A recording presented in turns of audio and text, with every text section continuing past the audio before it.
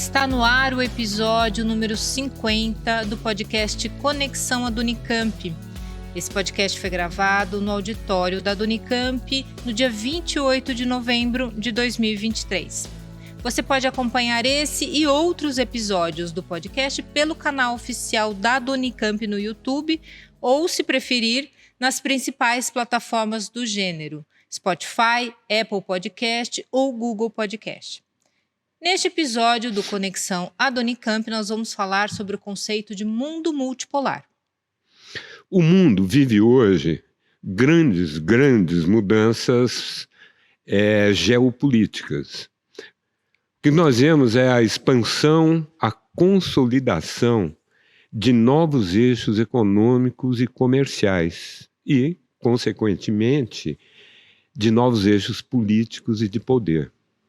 Só para relembrar, com a queda do Muro de Berlim, o fim da União Soviética, da Guerra Fria e todas aquelas mudanças que a gente acompanhou nos anos 1980, a hegemonia econômica e política dos Estados Unidos e dos aliados, principalmente os europeus, se tornou quase absoluta no mundo.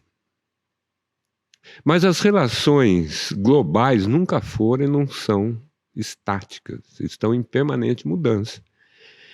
Nas últimas décadas, essa hegemonia norte-americana veio recebendo constantes enfrentamentos e mudanças.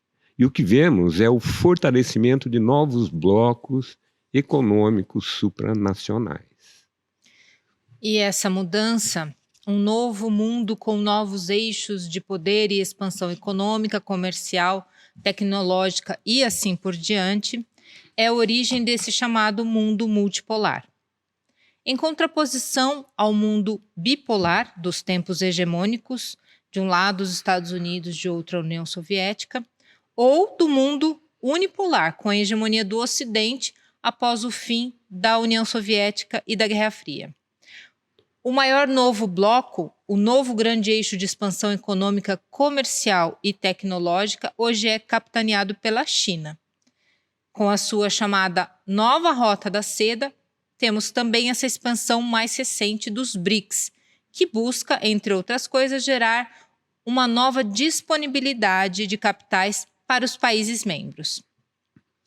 Eu sou Cristina Segato e, juntamente com meu colega Paulo Sanmartin, damos as boas-vindas à nossa convidada de hoje, a professora Ana Tereza Lopes Marra de Souza, doutora em Relações Internacionais pelo Programa de Pós-Graduação em Relações Internacionais Santiago Dantas, mestre em Ciências Sociais na linha de pesquisa Relações Internacionais e Desenvolvimento. Ela realiza pesquisas acadêmicas na área de Relações Internacionais com ênfase em economia política internacional, sistema financeiro internacional, política externa, China e Brasil. Docente na Universidade Federal do ABC, no programa de pós-graduação em Relações Internacionais, na qual também atua como coordenadora e ainda docente nos bacharelados de Ciências e Humanidades e de Relações Internacionais. A professora Ana integra o Observatório de Política Externa e Inserção Internacional do Brasil da UFABC e faz parte da Rede Brasileira de Estudos da China RB China. Seja bem-vinda, professora Ana, tudo bem? Soubemos que você acaba de voltar da China há pouco, né? Conte-nos um pouco sobre essa sua experiência, por favor. Bom, boa tarde, Cristina, Paulo, ouvintes, é um prazer participar aqui com vocês. Sim, eu voltei da China faz mais ou menos uma semana, estive lá no Fórum Econômico e Social, que é um fórum organizado pelo Conselho Consultivo do Povo, que reúne vários setores da chinesa, da sociedade chinesa, também estrangeiros, para debater vários temas, entre eles relações internacionais, a inserção internacional da China, que eu acho que é um pouco do que a gente vai explorar aqui também no dia de hoje. Então, é um prazer estar aqui com vocês. Olá, professora. Voltando para o nosso tema, como é que se desenha, como se estrutura hoje essa relação, esse momento de novos eixos de poder no mundo? A gente já pode dizer que vive concretamente um mundo multipolar, ou esse é um processo ainda em consolidação, em desenvolvimento? Bom, né, essa é uma questão difícil da gente responder categoricamente, né, porque a gente está vivendo, né, o mundo, vivendo o momento presente, e aí fica meio nebuloso dar respostas que sejam, né, 100% consolidadas. Mas assim, o que é o mundo multipolar, né, como vocês mesmos falaram na apresentação? Né, acho que a multipolaridade ela diz respeito à distribuição de poder, né? Então, o mundo multipolar seria aquele mundo que o poder está distribuído entre 3 ou mais polos de poder, né? Esses polos de poder, eles não precisam ter uma força igual entre eles, mas eles precisam ter uma força que seja suficientemente forte para um contrabalancear o outro, servir de contrapeso com relação ao outro. Né? No mundo de hoje, o que a gente vive? Eu acho que a gente vive um mundo que tem uma tendência multipolar, né, de reafirmação de novos polos de poder. Então, a ascensão da China, né, o papel da Rússia, né, a maior autonomia que vários países do sul global, vários países em desenvolvimento têm tido na política internacional. Isso tudo significa a emergência de novos polos de poder no mundo. E também as próprias dificuldades do exercício da hegemonia, né, dos Estados Unidos de exercer o seu próprio domínio, né, acho que isso indica um processo relativo de desconcentração e uma tendência de multipolaridade. Por outro lado, essa tendência de multipolaridade, ela ainda convive com um poder que se relativamente vem decaindo, ainda é descomunal, que é o poder dos Estados Unidos. Né, os Estados Unidos eles estão estrategicamente presentes no mundo todo, bases militares, poder econômico, político, né, e apesar de em decadência, né, ainda tem uma grande influência política, geopolítica, econômica nas organizações internacionais. Eu acho que agora, depois da guerra da Ucrânia, os Estados Unidos reganharam uma influência maior ainda sobre a Europa, que vinham perdendo, eles reganharam isso a partir da guerra da Ucrânia. Então, os Estados Unidos ainda são um poder muito importante, são uma superpotência. Né? Então, assim, para responder a sua pergunta, eu acho que a gente tem um mundo multipolar que ainda está em processo de desenvolvimento. A gente tem tendências multipolares, mas essas tendências elas ainda convivem, elas são limitadas, elas são constrangidas pelo exercício do poder dos Estados Unidos. Acho que a multipolaridade é um processo que ainda vai levar um tempo, que pode levar um tempo para se consolidar, e ela tem que vencer tanto o domínio unipolar dos Estados Unidos, e tem que vencer também a própria possibilidade da existência de uma nova bipolaridade, né, tendo como poderes China e Estados Unidos. Né? Hoje se fala muito na existência de uma nova Guerra Fria, na existência de uma nova bipolaridade. Né? Então, o que a gente vê é isso, de um lado os Estados Unidos tentando reafirmar o seu poder, e ainda é um poder, como eu falei, descomunal, e de outro lado essa percepção de um processo de desconcentração que pode levar à multipolaridade. Né? Mas para que isso se consolide como multipolaridade, né, é preciso que esse surgimento dos países do sul global, dos países em desenvolvimento, também seja reforçado, né, para realmente fortalecer a existência de múltiplos polos. Professor, deixa eu só puxando a ideia da sua resposta, duas questões. Uma, quais são os sinais do qual você falou de uma decadência da hegemonia dos Estados Unidos? E depois, nesse surgimento, nesse desenvolvimento da multipolaridade, além da China, né, com a rota, não chama mais Rota da Seda, né, tem um outro nome, rota, como que chama mesmo? Rota? Enfim. Iniciativa Cinturão e Rota. Iniciativa estrutural da rota. Isso. E além da China, aonde que está se estruturando novos blocos, ou novas rotas comerciais e de poder no mundo? Porque a gente tem, o Irã tem um papel, né? A Rússia tem um papel. Como que está se estruturando isso? Tá. Então, assim, os sinais da decadência dos Estados Unidos. Assim, em termos práticos, né, se fala de uma decadência dos Estados Unidos desde a década de 70, que é o momento em que o sistema de Bretton Woods foi colocado em xeque, né, o momento em que o papel do dólar foi questionado, que os Estados Unidos romperam unilateralmente o sistema monetário internacional, que tinha como base o dólar e o ouro. A partir desse momento começou a se falar em decadência dos Estados Unidos, mas os Estados Unidos meio que deram a volta por cima ali na década de 80 e na década de 90. Né? E aí a grande vitória dos Estados Unidos lá com o fim da Guerra Fria, né, o desmantelamento da União Soviética, né, criou a percepção da existência de um mundo unipolar, né, como se tivesse só um polo de poder, só os Estados Unidos, a ideia do fim da história, né, venceu agora o liberalismo, a democracia, a ordem liberal. Então se criou essa interpretação, mas que foi logo uma interpretação que foi suplantada pelos próprios fatos, né? Então, o início da década de 2000 claramente ficou, se percebeu a ascensão, né, de países como a China, a Rússia passa a retomar o status de novo de uma grande potência a partir da chegada do Vladimir Putin no governo no fim da década de 90, e depois a ascensão de vários países em desenvolvimento ali na década de 2000, e Brasil, a Índia, enfim, vários outros, que foram tirando essa perspectiva da unipolaridade como sendo a perspectiva que iria dominar a ordem internacional. E a partir de então a gente começa a falar as tendências de um mundo multipolar. Nesse mundo, onde a gente percebe a decadência dos Estados Unidos? Primeiro, em termos de dados econômicos, se a gente for pegar, né? Em segundo lugar, que a China se aproxima muito dos Estados Unidos.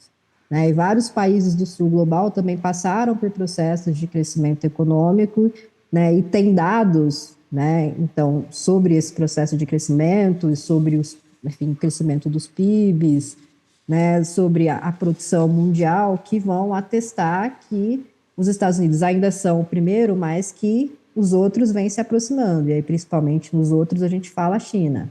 Então, esse é um processo de decadência relativa que é, enfim, dos dados econômicos concretos. Mas, fora a questão dos dados econômicos concretos, tem o lado, né, que é o lado político, o lado da legitimidade da ação dos Estados Unidos no mundo. Né, os Estados Unidos, no fim da década de 90, se tornam um país cada vez que pautam a sua política internacional em uma atuação muito unilateral. Né? E esse unilateralismo ele vai sendo reforçado depois na guerra do Iraque, enfim, uma série de outras coisas ali na década de 2000 e adiante, que vão tornando a ação dos Estados Unidos no mundo cada vez menos legítima e mais questionada. Né? Então, isso também é um elemento da decadência, porque isso diminui a possibilidade do domínio legítimo dos Estados Unidos sobre o mundo, que é pensar a hegemonia. Né? Quando a gente fala hegemonia, não é só pensar o lado material, mas também pensar o lado da ideia, enfim, aquilo que sustenta o lado material. Isso os Estados Unidos vêm perdendo. Então, eu acho que esses seriam sinais importantes, né? A própria ação dos Estados Unidos nas organizações internacionais, né, nos últimos anos, e diante dessa perda de legitimidade, e até um pouco, então, da força material que o país tem, é uma atuação que mudou. Né? Os Estados Unidos hoje se colocam como empecilhos para o funcionamento das organizações internacionais que eles mesmos criaram, como é o caso da OMC, né, que não funciona hoje porque os Estados Unidos simplesmente se negam a deixar que ela funcione, a colocar os juízes que são necessários para a organização funcionar. Então, tudo isso são sinais de decadência. Né? Um país que tenta continuamente se colocar como líder, mas que perdeu um pouco força material para fazer isso e que perdeu também essa questão da legitimidade, da força das ideias para convencer os outros a agirem perante a liderança dos Estados Unidos. Agora, aí, com relação aos novos blocos, né, que você perguntou, além da China, né, eu acho que a China, com certeza, é o principal. Né, então, acho que isso tem que ficar claro. né? A gente fala da emergência do mundo multipolar e sem desmerecer todos os outros que a gente pode falar, né, da Rússia, da Índia, do próprio Brasil, a gente tem que ter a dimensão da realidade que a China é o principal elemento hoje para pensar no mundo multipolar, né? Eu acho que é importante a gente falar isso, porque, assim, a China é um país, né, que tem feito, acho que, um processo de modernização econômica, né, que tem contribuído muito para que ela possa reverter a sua condição de país periférico, né? Então, é um país que tem investido no desenvolvimento tecnológico, na indústria, na ascensão, sua ascensão dentro das cadeias de valores globais, que apesar de crescer menos hoje, ela passou nas últimas décadas por um longo e forte processo de crescimento econômico, né? Isso deu condições para que ela pudesse projetar melhor seus interesses políticos no mundo. E mais do que isso, né? Não foi só crescimento econômico, mas foi desenvolvimento mesmo, né? Passou por melhoras sociais, diminuição da pobreza, da miséria, desenvolvimento da educação, etc. O que eu quero dizer com isso é que, assim, que a China não é uma onda, né? O desenvolvimento chinês não é um fenômeno passageiro, né? Ele se assenta, eu acho que em fundamentos, né, que são capazes de sustentar ao longo do tempo a posição chinesa como um novo polo de poder, né? E aí, nesse sentido, eu acho que a China é o principal elemento para a gente pensar esse mundo multipolar. Mas se a gente fala na existência do mundo multipolar, o que a gente precisa é de polos de poder que se sustentem ao longo do tempo. E nesse sentido, eu acho que a China é o polo mais promissor, né? Ela não é uma promessa como outros países em desenvolvimento são. Acho que o poder chinês ele é uma realidade, né? O país que tem mais condições de realmente concorrer com os Estados Unidos para provocar uma desconcentração de poder. Então, assim, a China certamente é um desses polos. E aquilo que a China ajuda também a construir, né, e é isso com os outros países, eu acho que isso também ajuda na existência do mundo multipolar, né? Então, a China tem, por exemplo, tem ajudado na construção do BRICS, né, que é esse grupo formado por países importantes do sul global. Então, já tinha Brasil, Rússia, Índia, China, África do Sul, se juntaram mais países, Argentina, Egito, Etiópia, né, Arábia, Emirados, Irã. E o BRICS certamente empresta grande parte da sua força, né, da sua importância da China. A gente não sabe muito qual que vai ser a identidade do BRICS, que vai surgir dessa recente expansão, mas um grupo de países em desenvolvimento, né, sem a presença dos Estados Unidos, Japão e Europa, e um grupo que concentra boa porção do PIB mundial, da população, petróleo agora, e que tenta pautar questões relacionadas ao desenvolvimento, à reforma das instituições internacionais, que são coisas que não têm espaço nas instituições tradicionais, certamente reforça a ideia, né, de que existe uma nova distribuição de poder e que essa distribuição é multipolar.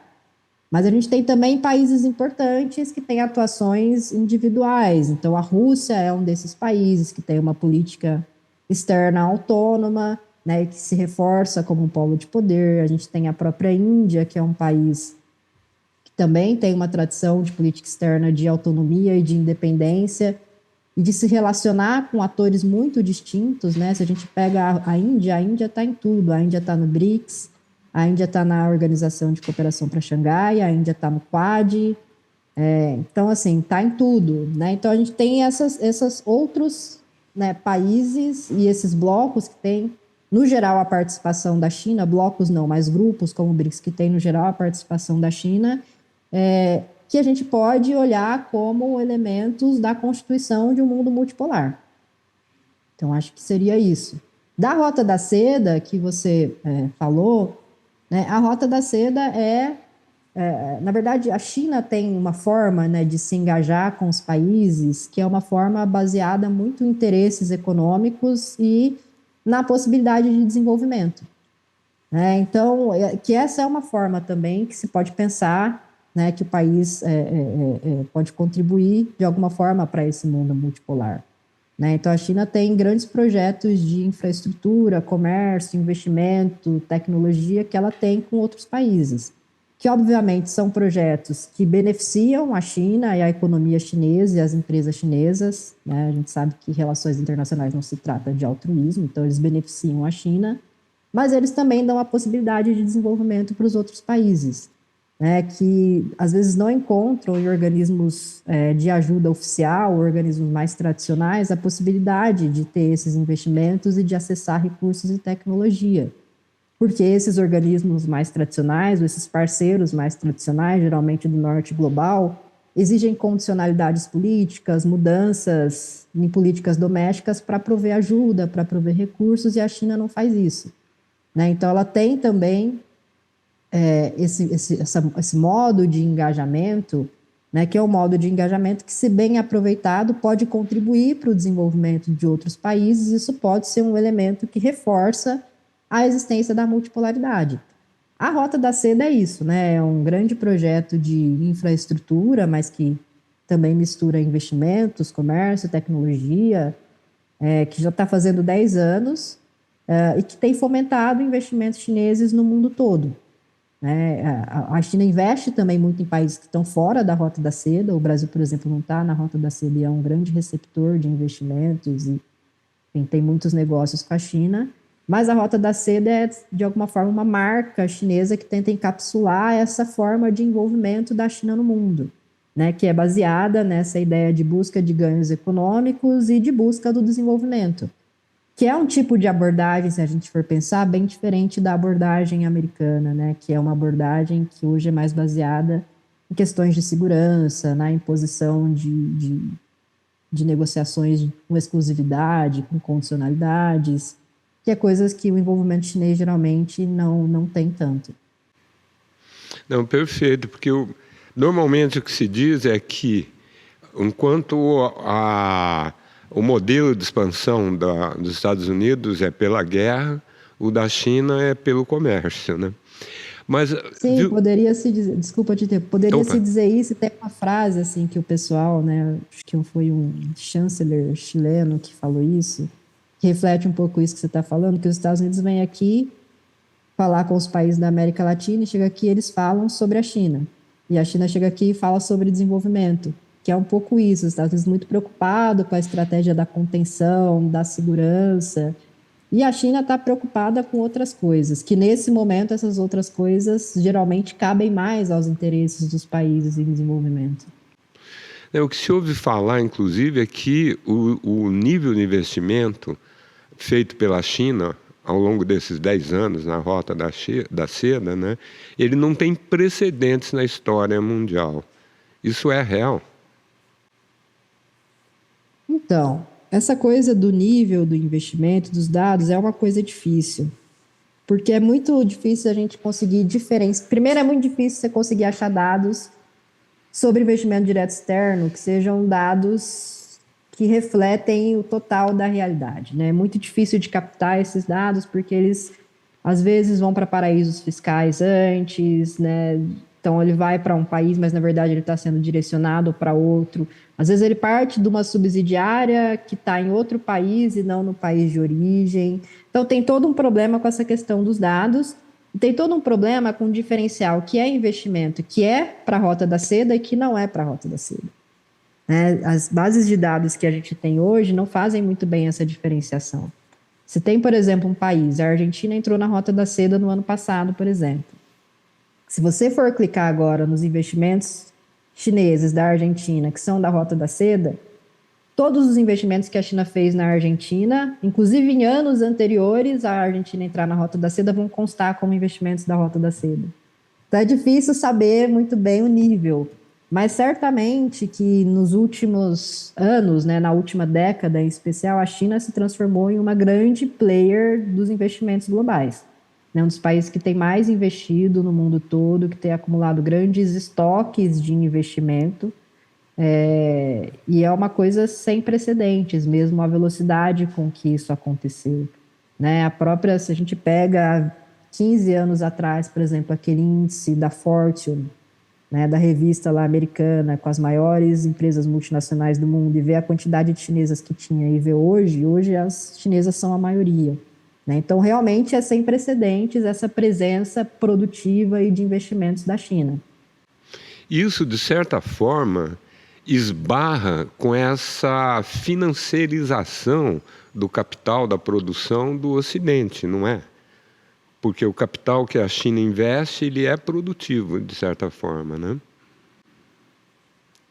Sim, é uma forma de se colocar, né? Eu acho que hoje a gente fala muito da China para, assim, o que se quer da China é isso, né? São investimentos produtivos e que podem, da perspectiva dos países em desenvolvimento, mudar o panorama produtivo desses países, de auxiliar na própria industrialização desses países. A expectativa é que esses investimentos chineses eles sejam guiados, obviamente, pela perspectiva de lucro, né? A gente tem que lidar com a realidade, investe porque quer ganhar, mas existe a expectativa por parte dos investimentos chineses que eles também possam ser guiados por essa expectativa de que o investimento tem que buscar não só o lucro, né? Que ele também tem que ter a possibilidade de se unir a esse desejo de desenvolvimento dos países, né? Eu acho que isso que está na pauta de hoje,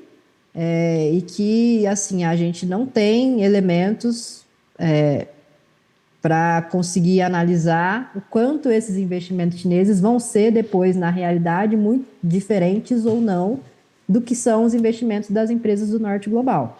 Acho que nesse momento a gente não tem ainda os elementos para entender se vai ser muito diferente do que isso ou se vai repetir o mesmo padrão de dependência que existe, né? Eu acho que isso está aberto. Mas o que se tem hoje, né, em perspectiva é que a China, pela própria experiência de desenvolvimento que ela teve, ela está mais aberta a negociar a forma como esses investimentos eles podem contribuir para o desenvolvimento dos países do que estiveram no passado as empresas dos países do chamado Norte Global. Professor, a gente ouve com frequência, não só na mídia corporativa brasileira, mas dos Estados Unidos e da Europa, essa análise dos analistas econômicos de que a China está à beira de uma grande crise econômica e que isso iria afetar, né, todo esse redesenho geopolítico. Tem fundamento essa afirmação? Não? Essa análise? Então, né, é isso que você falou, né? Se você for levar a sério o que muitos colegas da imprensa dizem sobre a China, você não entende, né? Porque era para a China já ter acabado. Né? Se você abrir, acho que principalmente a imprensa anglo-saxônica, todo dia, faz, sei lá, 20 anos, é a China na beira do abismo, mas ela nunca cai nesse abismo.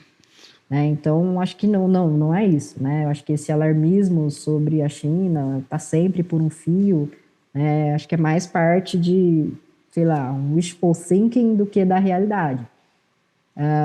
Mas eu acho que, dito isso, a China ela tem problemas, né? Não é falar que ela não tem problemas, porque ela tem.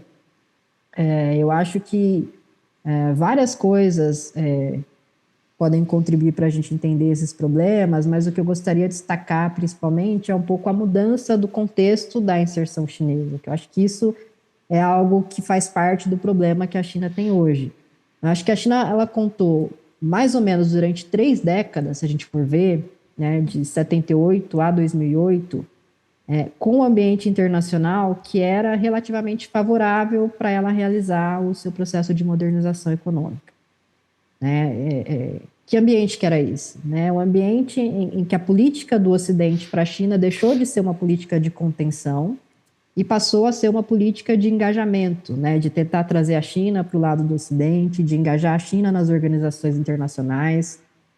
Um ambiente que lá na década de 90, né, as empresas americanas, europeias, japonesas, enfim, do mundo todo foram incentivadas a investir na China, né? E a China melhorou, se industrializou, passou a exportar, se desenvolveu tecnologicamente. Ou seja, a China tinha um ambiente que ela não era vista como uma grande adversária ou como uma força a ser contida. Esse ambiente ele muda com a crise de 2008. Né? A partir da crise de 2008, que acelera a percepção da decadência dos Estados Unidos, acelera a ascensão chinesa e o entendimento de que a China ela não se curvaria aos interesses dos Estados Unidos, né, isso leva a uma mudança na estratégia americana, né, e não só dos Estados Unidos, mas também dos seus aliados, né, que os Estados Unidos pressionam, que vai passar a ser uma estratégia de contenção à China. Né, e aí as mudanças, né, as condições do ambiente de inserção da China, elas deixam de ser favoráveis. E elas vão piorando cada vez mais. Né? Então, a gente vai ter depois, com o governo Trump, a guerra comercial, a guerra tecnológica, que não vão ser cessadas no governo Biden. Né? Então, a China continua a sofrer uma série de sanções dos Estados Unidos. Com o Biden vem também não só esse enfrentamento econômico, mas também esse enfrentamento meio que ideológico, né, de dizer que o mundo se divide em democracias e autocracias. Vem o baque da Covid-19, que gera uma desaceleração econômica muito grande no mundo e também na China. Né, e a China teve uma política muito rígida, que foi a política do Covid-0, que teve também um efeito econômico devastador. E com isso a economia chinesa passou a ter problemas, né? Apesar de ainda existir uma grande interdependência entre a economia chinesa e entre, né, os Estados Unidos e os outros países do mundo, as sanções colocadas pelos Estados Unidos, seguida dessa desaceleração causada pelo Covid-19, elas feriram a economia chinesa. Isso levou a economia chinesa a diminuir seus índices de crescimento, que ainda são altos. A gente tem que ter em mente isso. A ideia, os dados que eu tenho é que a China deve crescer esse ano 5,4%, que é um índice muito alto ainda. Os Estados Unidos vão crescer na casa dos 2%, provavelmente, o mundo também na casa dos 2 e pouco por cento. Então, assim, ainda cresce demais. Mas isso diminuiu os índices de crescimento da economia chinesa e trouxe repercussões, como, por exemplo, a dificuldade hoje dos jovens na China de conseguirem empregos. Então, tem problemas, né? A China tem problemas, mas ela tem também, eu acho que um Estado que é equipado para conseguir, ao longo do tempo, resolver isso. Né? O que eu acho que a gente tem que ter em mente, apesar de reconhecer que tem problemas e que tem crises, e essa é a minha leitura, é que esses problemas que a China enfrenta, eles não tiram a economia chinesa do rumo de modernização, de desenvolvimento tecnológico e de ascensão que ela está. Eu acho que a China construiu uma estrutura econômica que é capaz de se sustentar ao longo do tempo, que tem problemas, mas que esses problemas vão ser resolvidos. Eu não compro essa coisa, né, da crise iminente da China. Eu acho que o caminho de modernização e de desenvolvimento autônomo que ela vem construindo ao longo do tempo é um caminho duradouro, que inclusive as sanções, os problemas que as sanções que os Estados Unidos colocaram, os problemas que a China vem tendo, estão acelerando esse caminho. Se a gente pega e olha, por exemplo, o desenvolvimento da indústria de semicondutores, o que a China fez nos últimos anos foi acelerar. Então, eu teria cuidado, com essas notícias que são muito fim do mundo. Perfeito. E por falar em fim do mundo, professora, o que as guerras e os conflitos, por exemplo, a Ucrânia e Palestina agora, recentemente, o que representam essas crises no momento de redesenho da geopolítica mundial? E aí é isso, a gente está falando do mundo multipolar, que é esse mundo de desconcentração de poder, que pode abrir mais espaço para ação, que pode abrir mais possibilidades de engajamento, mas que pode ser um mundo também que é mais perigoso. Eu acho que esses conflitos talvez eles podem representar essa outra face. Assim. Por que pode ser um mundo mais perigoso? Porque quando você está em um mundo em que o poder está muito concentrado, seja uma estrutura unipolar ou uma estrutura bipolar, os conflitos, eles ficam, de certa forma, congelados dentro dessa estrutura. Os países ficam com menos liberdade, ou eles se sentem mais constrangidos a concordar, ou a obedecer, ou a girar em torno dessa estrutura de poder. Já no mundo multipolar, que representa, então, a ascensão de novos polos de poder e, ao mesmo tempo, a decadência de velhos polos, vamos dizer assim, é um mundo que pode liberar conflitos, porque o cenário de desconcentração ele cria um ambiente de menos constrangimento para a ação, né? E nesse processo de instabilidade, os conflitos eles podem se tornar mais comuns. Então, acho que esse é o pano de fundo geral para conflitos do dia de hoje, como são os conflitos da Ucrânia, o conflito da Palestina. Acho que, ao mesmo tempo, também o que fica claro e reflete a dificuldade de resolver esses conflitos é que esse mundo multipolar emergente ele ainda não tem instrumentos para resolver as suas próprias crises. A gente tem toda uma ordem internacional, tem mecanismos de resolução de conflito que ainda refletem o mundo multipolar, foram construídos lá no pós-45 e que hoje são muito inadequados.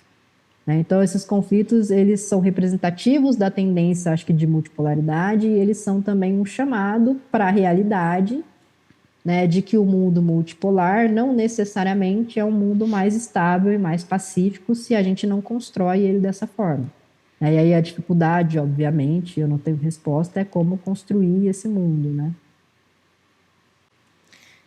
E esse crescimento da ultradireita no Brasil, na América Latina, nos Estados Unidos e na Europa, tem alguma relação com os conflitos geopolíticos que vivemos hoje? Tem, é difícil. Assim, essa pergunta eu acho que é a pergunta mais difícil, porque tem relação, né? Eu não consigo te dizer claramente, mas tem. Eu acho que o crescimento da extrema-direita, ele é um fenômeno que veio mais, né, a partir do fim da década de 2000, principalmente depois da crise de 2008. Acho que ele tem a ver com o conflito distributivo que a própria crise provocou,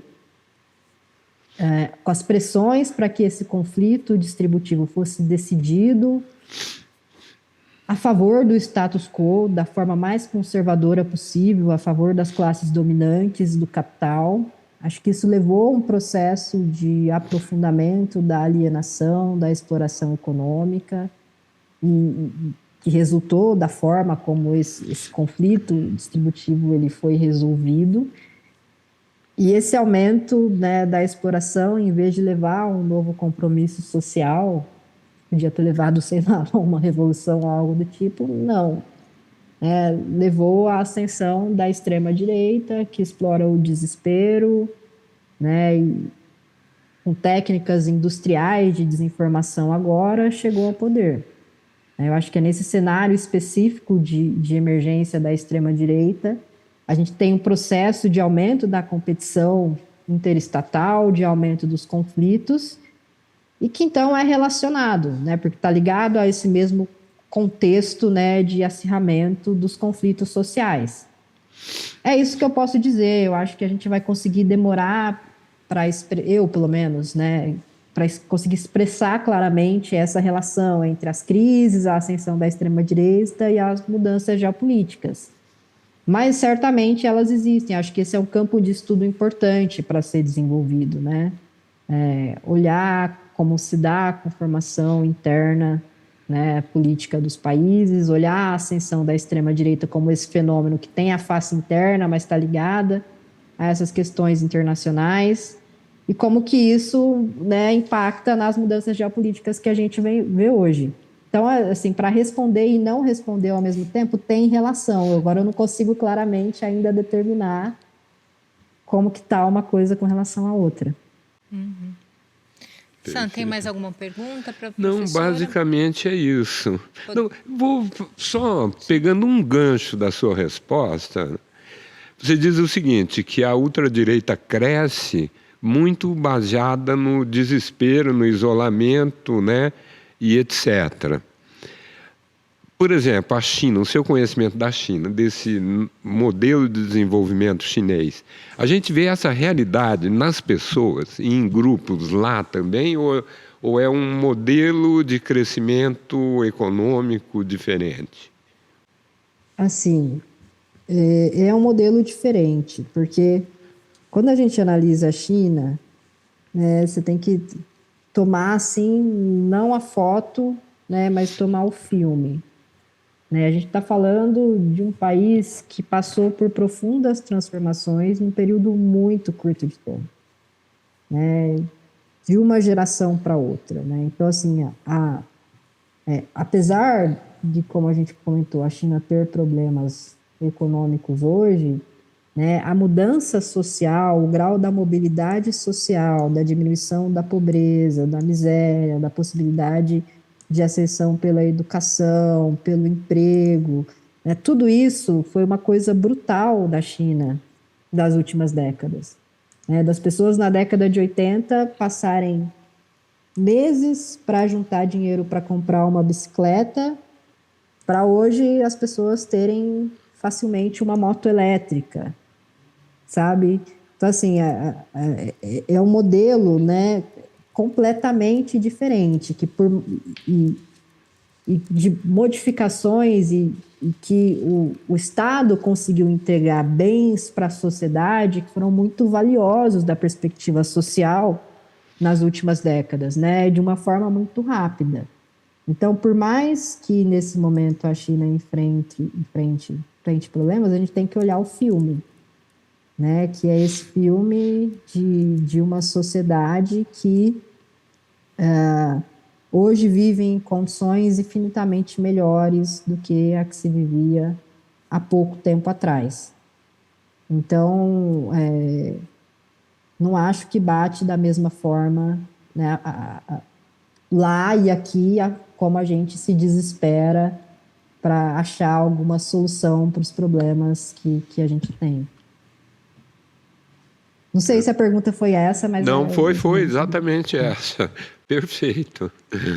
Eu estou tranquilo aqui, Cris, adorei. Então, gostei muito também, agradeço o convite.